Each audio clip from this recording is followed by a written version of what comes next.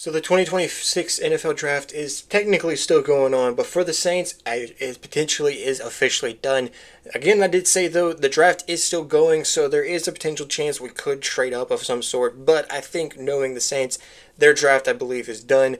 Um, Definitely an interesting draft. So that of course is what we will be talking about in today's video. I did say this before that I would be doing a sort of look back, of course, with what has happened, of course, these past 3 days. It's been an interesting 3 days so far, especially for the Saints, not just draft wise, but for the Saints in general as well. So we're going to go through all the players that we, of course, drafted.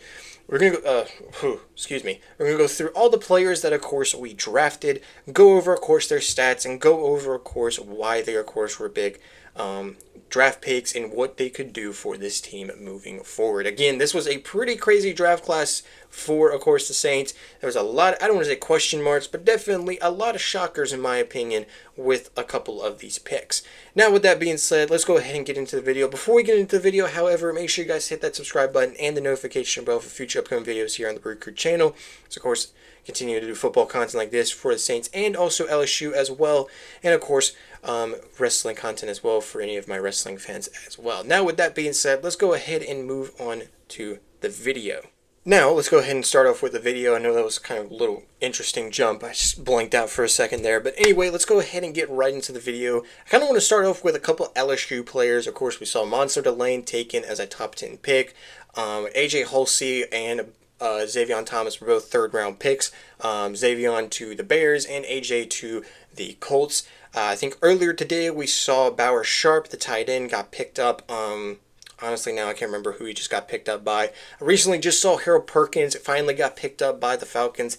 It went way too long. Possibly, hopefully, you guys will see my reaction if Garrett Nussmeier. We're in the final round right now as of me recording this, so we'll see if Garrett Nussmeier goes. Kind of sad that he is still gone down and now looks to potentially be a undrafted free agent. So, I mean, we'll see how that goes. But let's go ahead and go into the Saints picks. Of course, with the first round pick, with the 8th overall pick, the New Orleans Saints selected wide receiver Jordan Tyson. And, of course, a very emotional moment for Jordan Tyson. And this, of course, was a really good pick. Now, of course, Cardinal Tate was picked way before. He was picked number 4 to Tennessee. And of course, also Monster Lane was also picked before when the Chiefs traded up with the Browns to the 6th overall pick to get Monster Delane.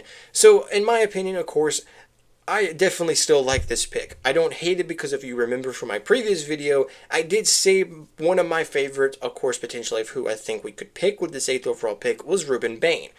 Sadly, we have to now suffer with Ruben Bain for 2 games every year because he got drafted with the 15th overall pick by the Buccaneers. But we still got a stellar receiver in Jordan Tyson. Now I know there is going to be the questions, and it still is the constant questions, his injury problems. He battled through injuries in multiple years. He barely played last season, only appearing in 9 games due to hamstring injuries.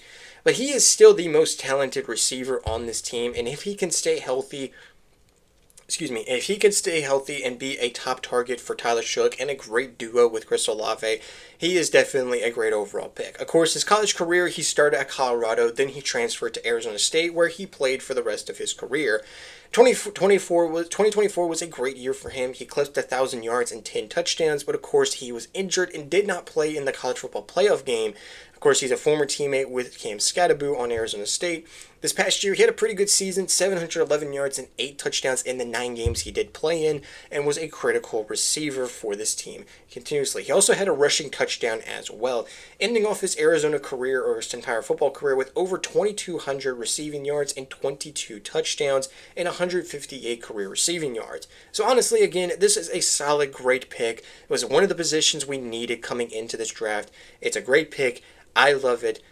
And yeah, great pick overall. Can't wait to see what he can't wait to see what he does for this offense is what I was trying to say. But let's go ahead and get into the next pick. The next pick was kind of a shocking pick, but still sort of a team need. In the second round, we went with a defensive lineman. We went for a defensive tackle Christian Miller from Georgia. Now, it does say he's on the defensive line, but he's mostly defensive tackle. This was mostly shocking to me because, of course, one of the other team needs that you probably thought this team would have gotten in the second or even third round would have been probably an edge rusher or defensive back. We didn't go any of those two. Spoiler, we didn't go any of those two in day 2, which was kind of shocking for me and some other fans, but we'll get to, of course, the third round pick in a bit.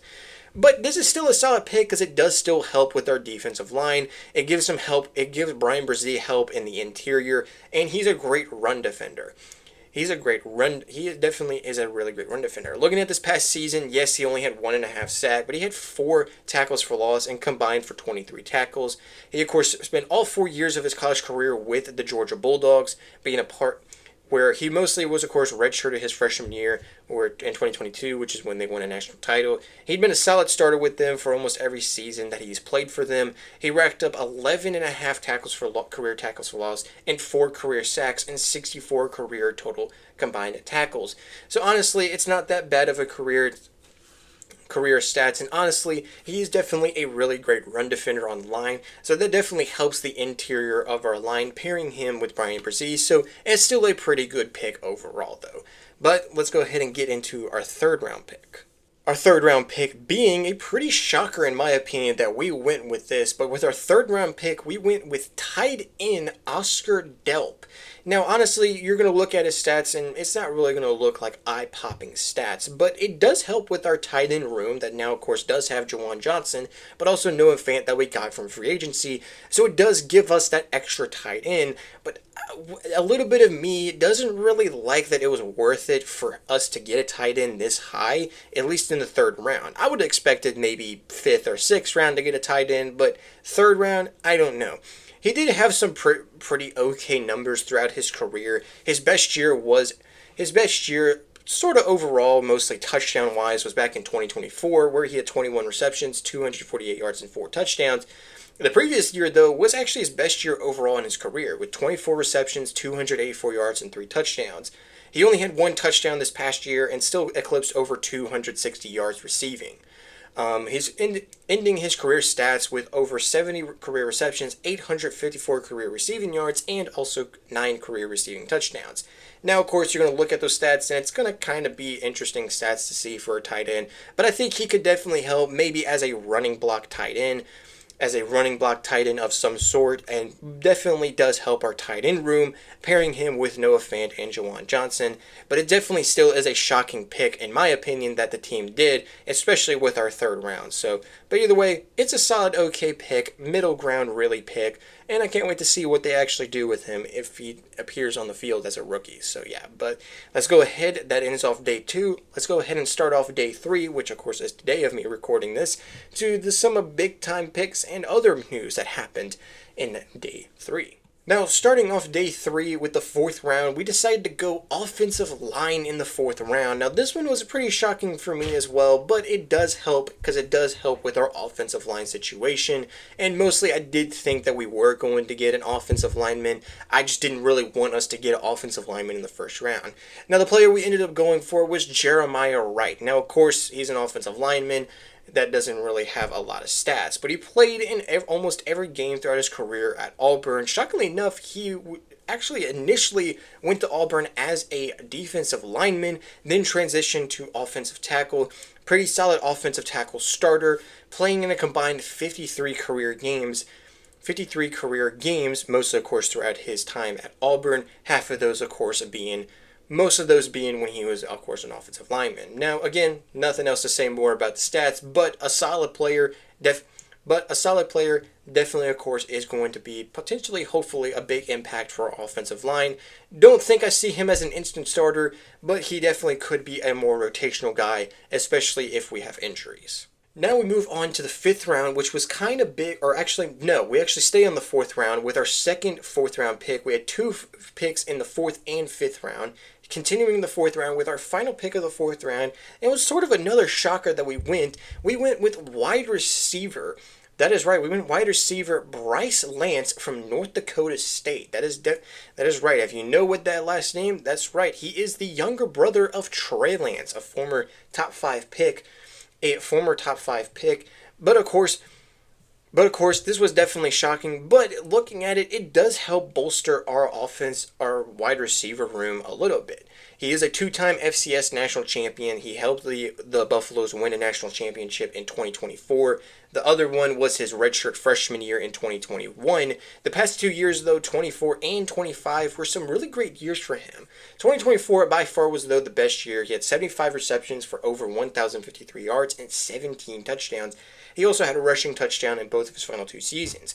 He still eclipsed over 1,000 yards, getting a career high of 1,079 receiving yards and also 21.2 average receiving yards every game. He also ended up with 8 receiving touchdowns, ending his career at North Dakota State with over 2,139 receiving yards, 127 receptions, and 25 receiving touchdowns.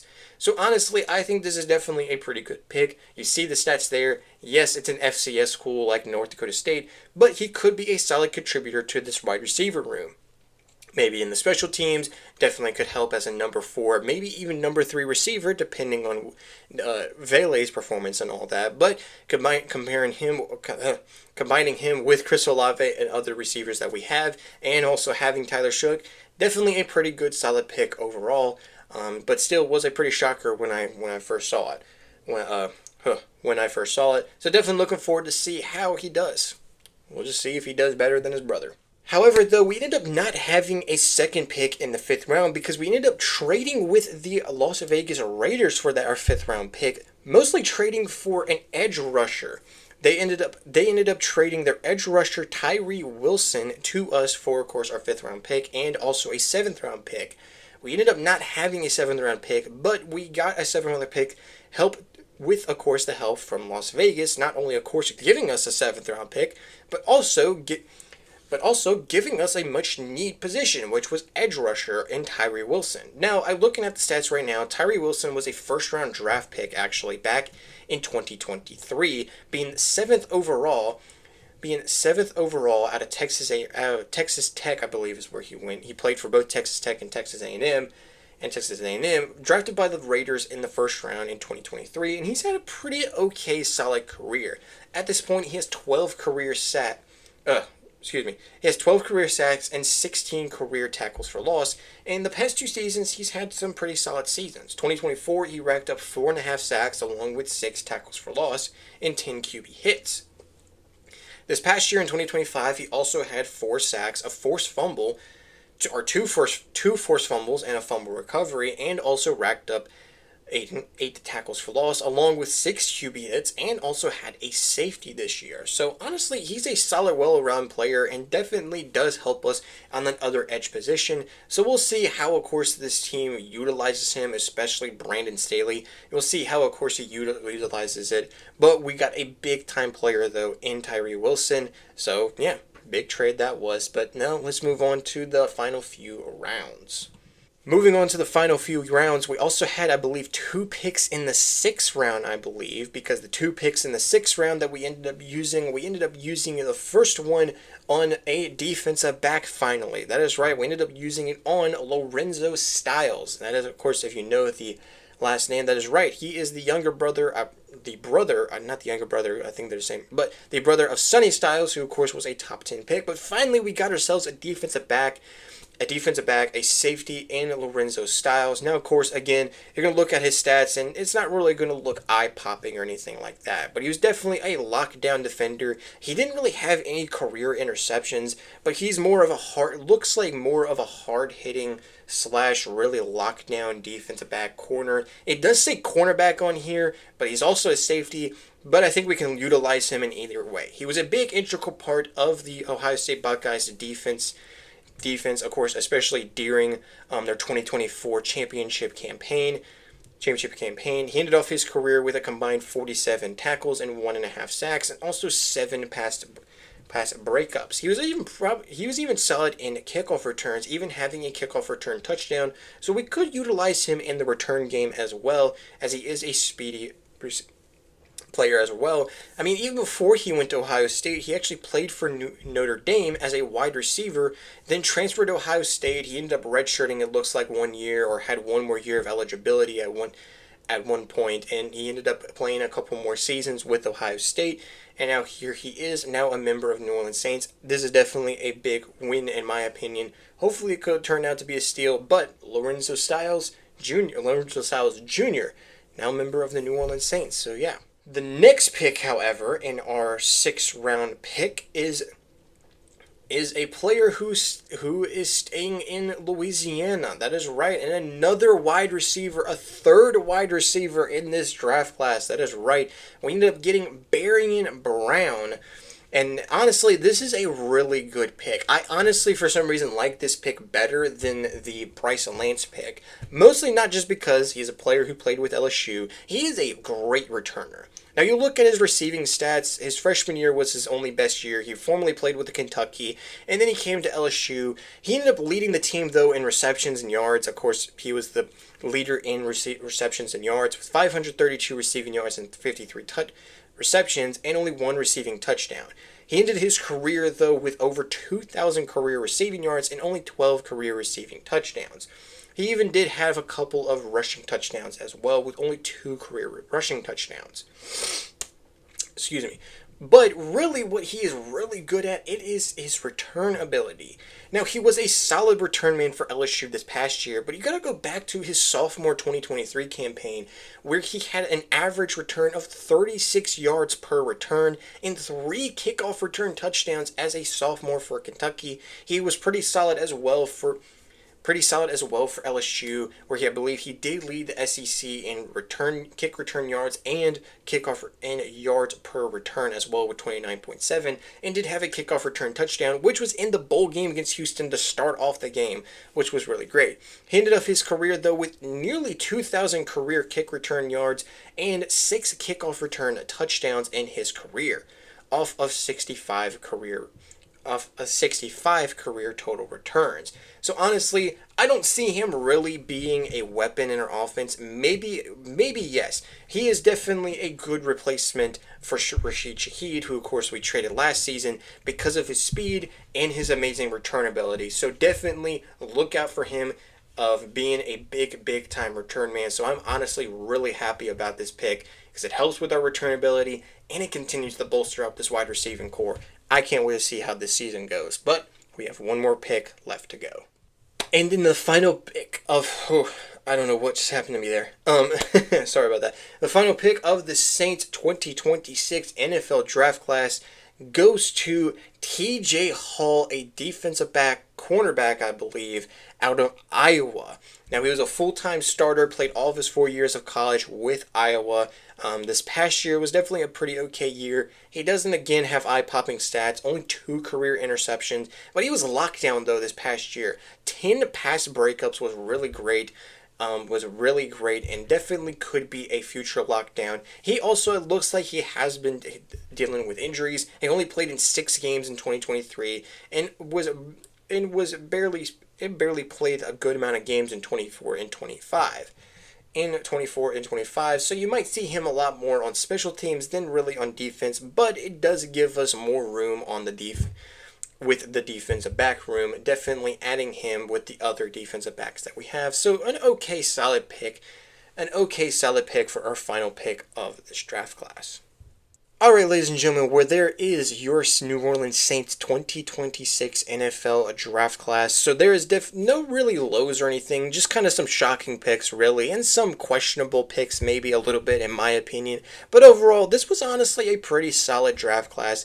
I give it around a B, mostly around the B range, not even close to an A, maybe a low B, maybe close to a C, maybe just in my opinion, though. But let me know you guys' thoughts in the comments down below. Do you guys like these picks? Or anything else in the comments down below, definitely let me know. If you made it all the way to this point of the video, thank you guys so much for watching. Of course, if you guys enjoyed the video, you guys know as always, hit that like button, hit the subscribe button, hit the notification bell for future upcoming videos here on the BrewCrew channel. Again, I cannot wait to see how the rest of this offseason goes. Definitely keep you all updated about that. Again, let me know your thoughts of this draft class in the comments down below, and anything else as well. Now, with that being said, I hope you guys have an amazing, wonderful, blessed day. And as always, I will see you guys in the next video. Peace.